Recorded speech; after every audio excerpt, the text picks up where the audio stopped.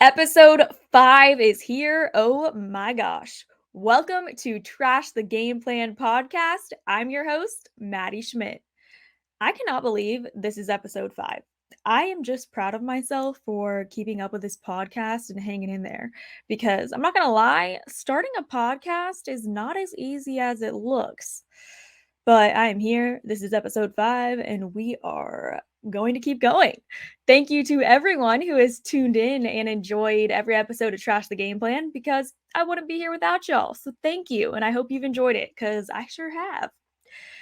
Here's what you can expect in today's episode. I'm going to chat a little bit about my weekend and my love for Publix cakes. Then, get ready for this. We are going to be joined by the one, the only Mike Golic Jr. That's right, Mike is joining the podcast. You heard that right. You probably know him from his dad, Mike Golic Sr., his famous show Mike and Mike on ESPN, former NFL player and broadcaster now. Mike Golic Jr., same similar path, football player, and now is a podcaster at DraftKings. Super successful, super popular. I'm sure you know who he is. And if you don't, well, you will after today's episode of the podcast. All right, so let's dive right in to what I said I was going to talk about, my weekend. Got back from South Carolina on Sunday. As I said in last week's episode, I was taking a little getaway with a few friends, just going to chill and enjoy a weekend without Gator football, which I did. It was very relaxing. I wasn't stressed out at all. Didn't have to worry about if Florida would show up or not because they didn't have to. Not sure that'll be the case this weekend against the Georgia Bulldogs in Jacksonville, which, by the way, a lot of people were asking me, are you even going to watch the game? Is it worth it? Well, rivalry games are weird. You never know what's going to happen. Am I saying right now I think the Florida Gators are going to beat the Georgia Bulldogs this Saturday? No, that's not what I'm saying. But they may put up a fight. You just never know. So yes, I will be watching the Florida-Georgia game at 3:30 Saturday. But if things do get out of hand, I might not be finishing the game. And I have no shame in that because it will be for the good of my mental health. Anyways, so yeah, got back from South Carolina. That was a lot of fun. We went to Bluffton, South Carolina, just about 30 minutes north of Savannah, Georgia. Very beautiful, very quiet. If you haven't been, definitely recommend. Chill weekend, just rode some bikes, ate way too much food. I don't know if it's just like vacations where I get out of hand or when I want everything on a menu. So I'm like, all right, I'm gonna have to get 2 things. I don't know. But we ate a lot of food.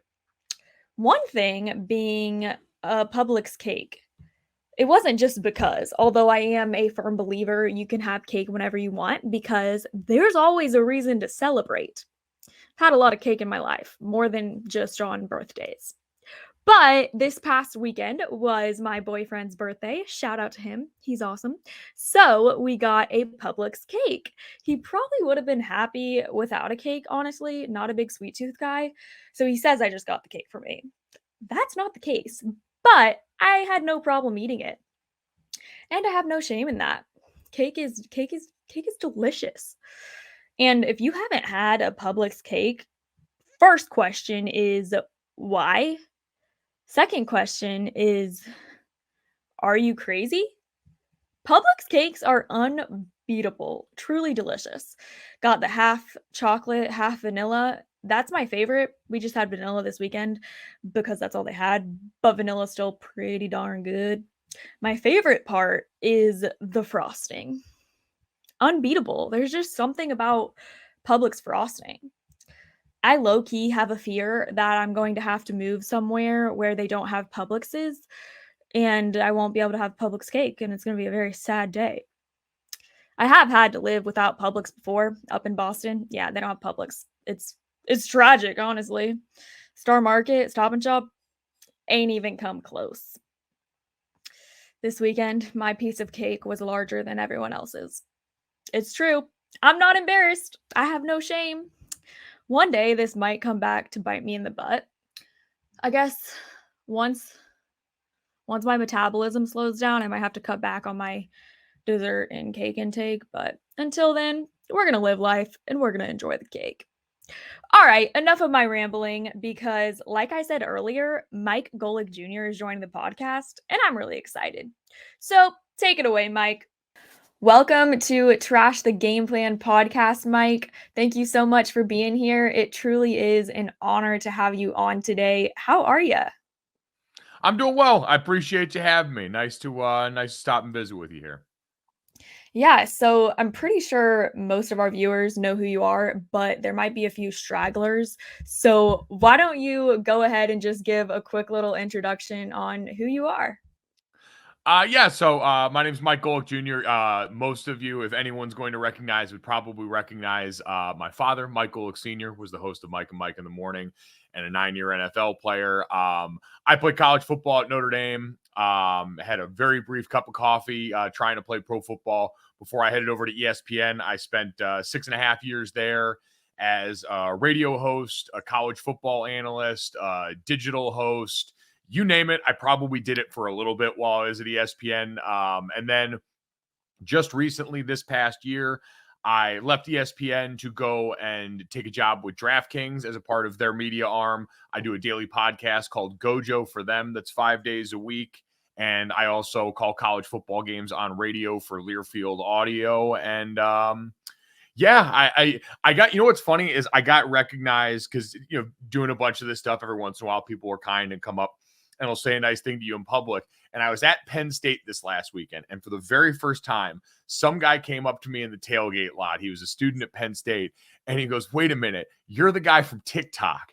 And I only downloaded TikTok probably like 4 months ago and have only recently even started putting stuff on there.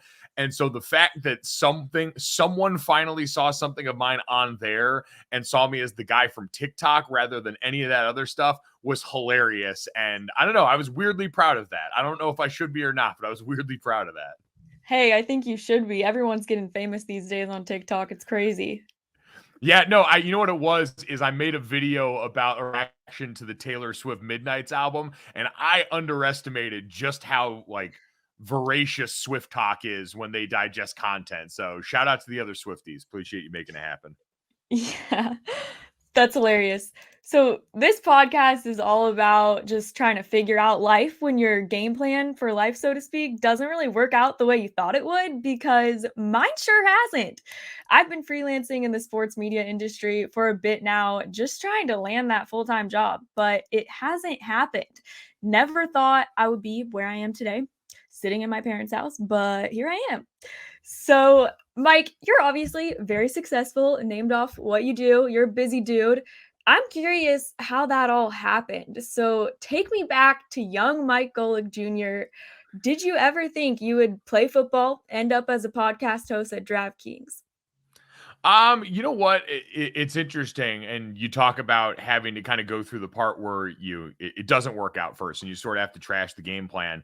I always thought I'd be doing this, but I always hoped it would be a lot later, right? Like I'm 33 now, and I hoped this would be the time that I was starting because I grew up wanting to play football. I grew up wanting to be like my dad, and so I saw the things that made him and my mom the people they were. I wanted to go to Notre Dame and play football, and I got to do that.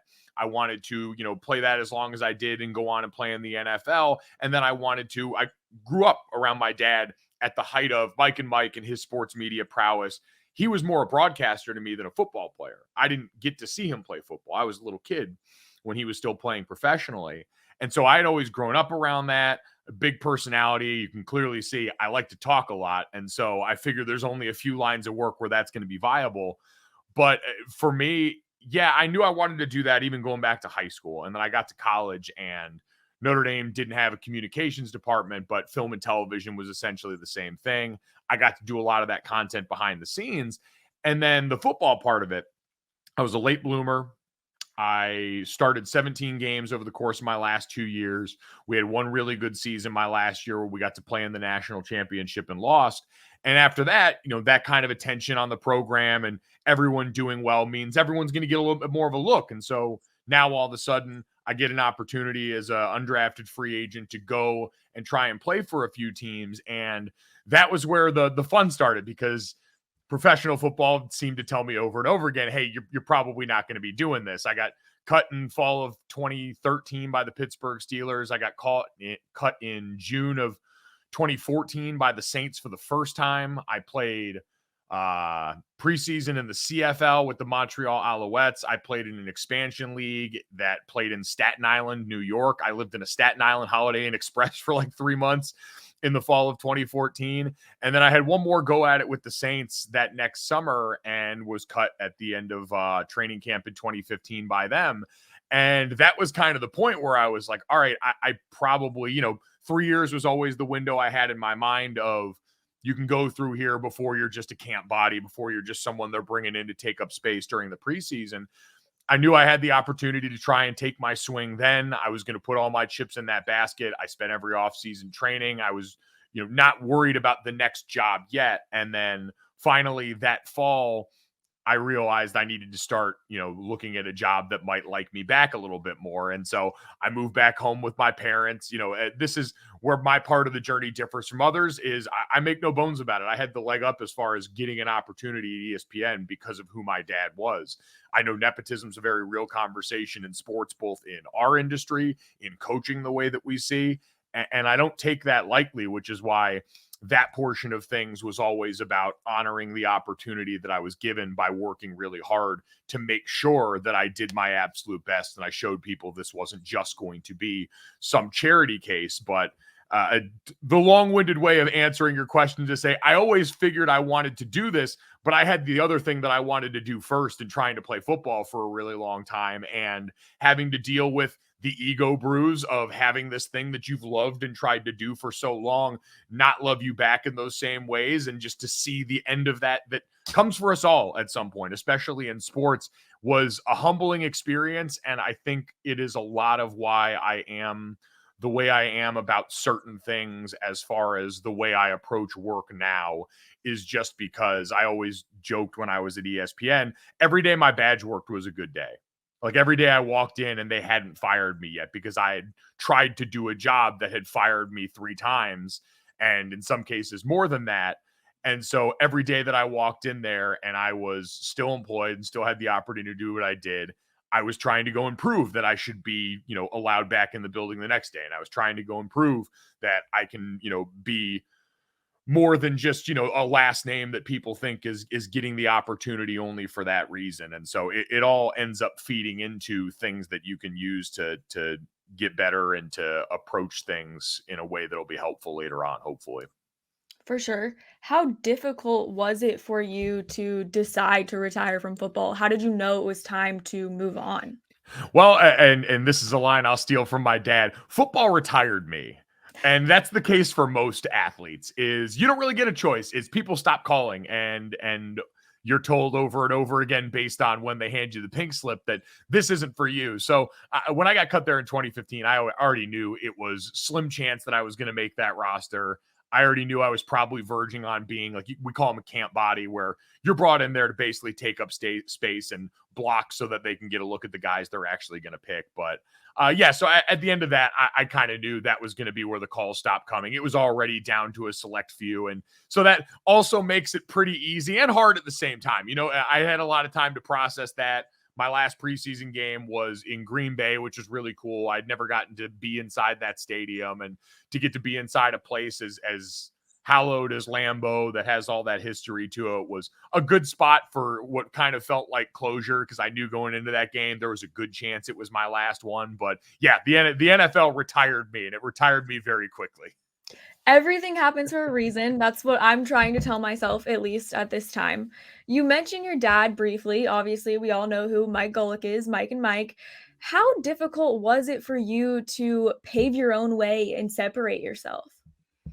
Yeah, it took a lot of time and reps, which is the story of everything in this industry, right? Because I don't want to ever paint it like it's a bad thing. I'm so overwhelmingly fortunate. First off, to have great, loving parents who were awesome to me in all of the ways that I could have hoped for just as parents. But with dad, football or broadcasting wise, I had someone who had done the exact things that I had wanted to do and had been able to show me what it takes to get to those points, the work that goes in behind the scenes that most of the outside world never sees.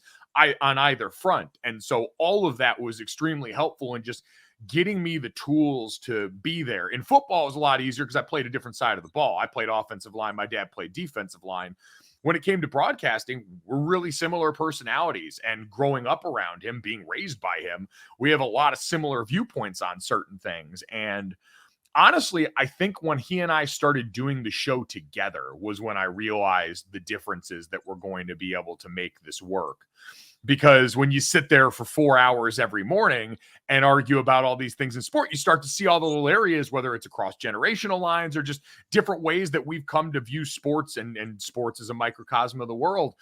Doing the show together kind of showed me we were a little farther apart on certain things. And because I was his son, I wasn't afraid, like, for everyone else in the building, Dad was 2 decades into a 2-time radio Hall of Fame career, kind of a big deal. And so not everyone was going to challenge him in the ways that I was, but I'm his kid. So of course I'm going to go up there and talk bleep to my dad on the show.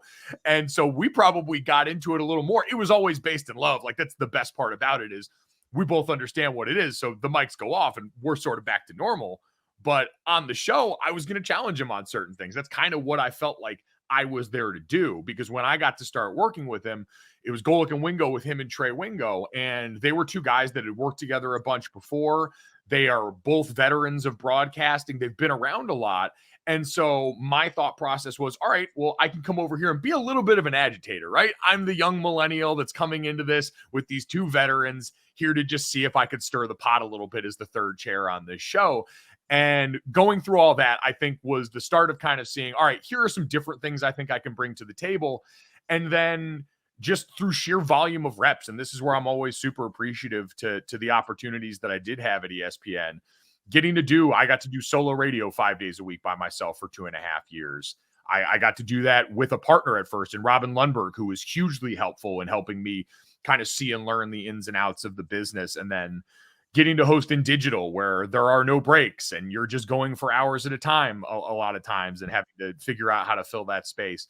All those different platforms kind of forced me, because each platform needs something different, to say, all right, well, what's the consistent thing that I can bring before I start to figure out how it looks in this platform? And that took me, probably 4 years to being at ESPN before I really settled down and went, all right, there are people here that see me just for being me. There are people that appreciate what I'm going to bring to the table. And I know and can see what I'm bringing to the table. And I know when I go on a show, here's the perspective I can offer based on my unique journey that I just described. I'll never have Dad's 9-year career. I'll never have Ryan Clark's Super Bowl ring. I'll never have Dan Orlovsky's experience in all these offenses as a backup quarterback. I can't be those people. I can't be Mina Kimes and all of her, business acumen that's turned into her unique vantage point and the way she works and sees the sport.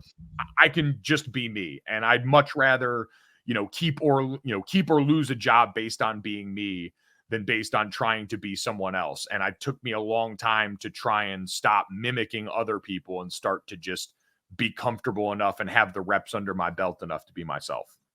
I love that. And that's what I'm trying to remind myself every day too. And I think that relates to more than just the sports industry. Yeah. Why should we want to be the person next door? We shouldn't.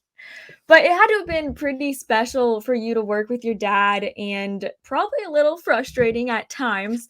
It was probably also special hosting your podcast, Gojo, with a former teammate. What's that like? Yeah, that part's been cool, right? Because with me and Dad, there was no break in the action. He had gone from raising me to working with me, and it was cool. I'll never do anything professionally or otherwise that'll be as fun as that. And I think both of us feel the same about that, me and Dad.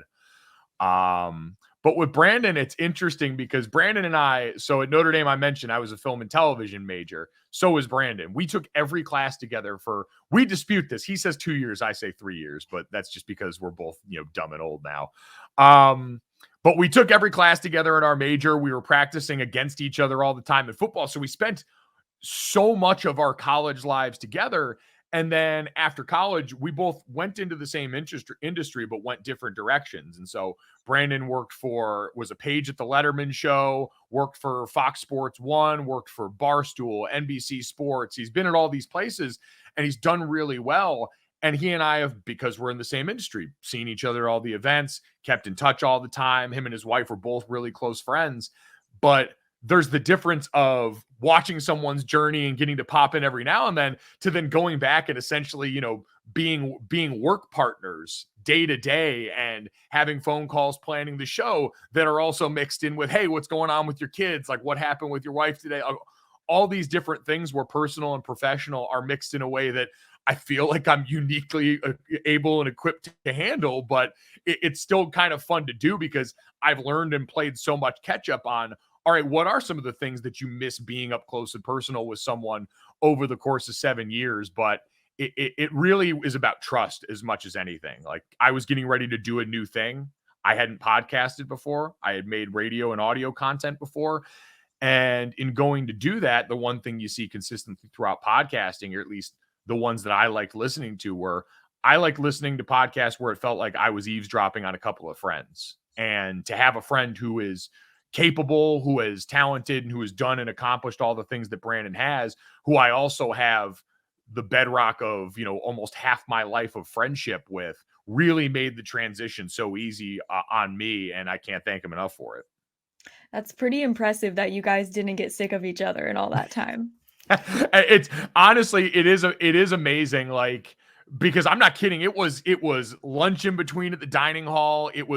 Our building on campus was a long walk away from the dining hall. So we would have basically every waking minute together. It was really wild. And I don't know how we haven't. We still haven't now. And we both look and sound the same. He's got 2 young kids, so his life is very different now. And somehow we made it work. That's awesome. I love it. All right, Mike, we've been talking a lot about our game plans for life. Before I let you go, I want to know what college and NFL teams' game plans this season that you've been most impressed with.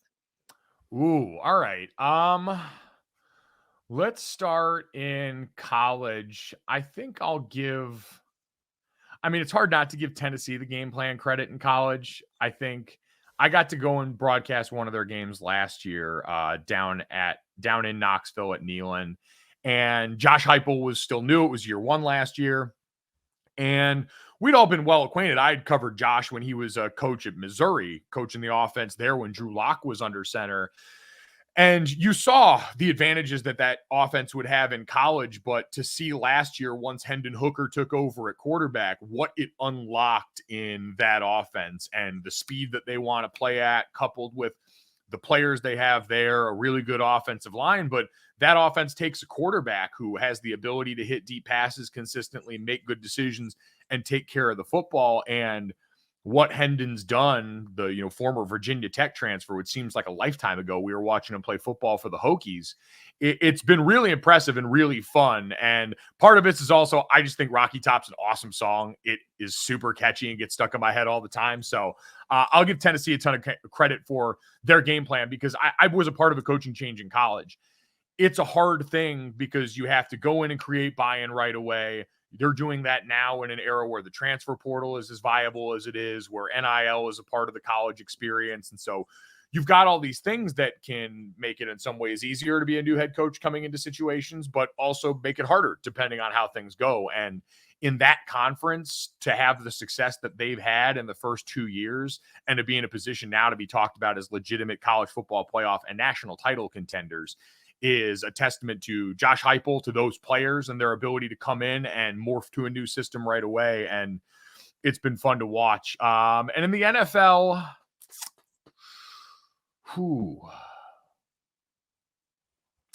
it'd be really easy to give it to like the Kansas City Chiefs, who everyone thought were going to freak out and lose their minds because Tyreek Hill wasn't there anymore, who are still the most explosive offense in the NFL. But I'm going to go with beef. The Eagles, man. Let's give the Eagles some love. They have done an unreal job crafting a team that's just built around being bigger and pushing everybody around. They've got, when healthy, the best offensive line in the NFL. They made the trade of the draft with A.J. Brown and bringing him over from Tennessee to go along with Devontae Smith in that wide receiver core and continue to help their young quarterback. We've seen a lot of teams be successful in putting weapons and means around young quarterbacks, first and foremost, to find out if that quarterback can be their guy long-term. And there were plenty of questions asked by people like me about if Jalen Hurts was talented enough long-term to be a high-end starter and to be a full-time starter in this league. And they just decided to put him in a tank and say, hey, we trust your ability to lead, which Jalen Hurts can do better than most people. That man is presidential in his approach to leadership around any team that he has been on.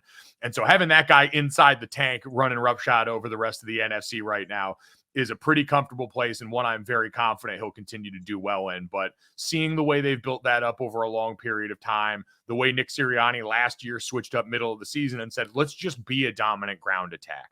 Let's lean into the gifts that we have here, and it's benefited them a ton, and it's why right now they're the best team in the NFC. It would be pretty special for Philadelphia to get a World Series and a Super Bowl ring. That would be crazy.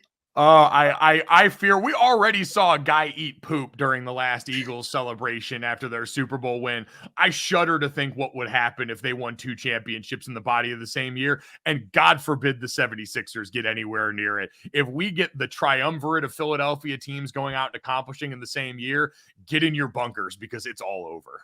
It's going to be crazy. Can't imagine. But in terms of Tennessee, I am a Florida Gator, so I'm not a fan of Rocky Top, unlike you. But I have been so impressed watching this team this season. So I'm not going to lie. I hope they take the SEC because I'd rather them than Georgia.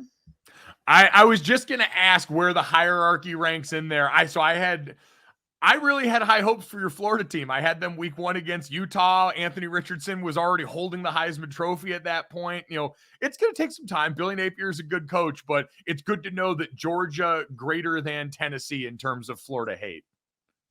Yeah, definitely. I want Tennessee, but yeah, being a Florida fan this season has been painful, but I am bracing myself for the future.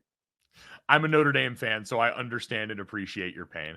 Yeah, it's been rough, but thank you so much, Mike, for being here. It was a lot of fun, and I really appreciate it. Thanks for having me.